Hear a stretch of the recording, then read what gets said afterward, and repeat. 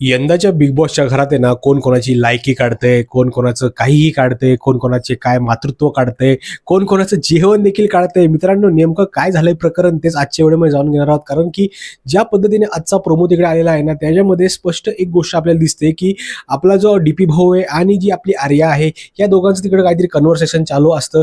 तेव्हा डीपी भाऊ बोलतो तिला की बाबा तू काही कर, पण थोडंसं कमी खा.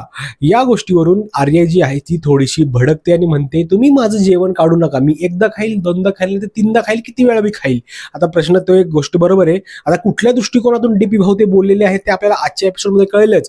पण शेवटी डीपी भाऊ तिकडे एक गोष्ट बोलतात, ते म्हणजे आम्ही असल्या थर्ड क्लास लोकांसोबत बोलत नाहीत. आता या वाक्यानंतर घरामध्ये काय होतंय हेच बघणं मला खूप इंटरेस्टिंग वाटते. कारण की आर्याचा राग, ती थोडीशी छोटी आहे वयाने, सगळ्यात छोटी आहे घरामध्ये, त्यामुळे ती थोडी खूपच जास्त रिॲक्शन देते.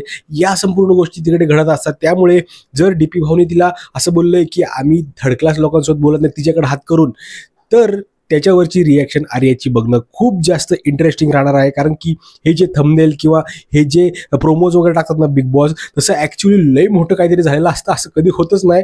हे फक्त अटेन्शन ग्रॅब करण्यासाठी करतात. पण जे काय घडलंय ते तुमच्यासमोर मांडायचा प्रयत्न केला की आर्याचं आणि डीपी भाऊचं तिकडे थोडीशी बाचाबाची झालेली आहे आणि नेमकं काय होणार आहे ते आजच्या एपिसोडमध्ये आपल्याला कळणारच आहे. मित्रांनो, भेटूया पुढच्या व्हिडिओमध्ये. तोपर्यंत जय हिंद, जय महाराष्ट्र.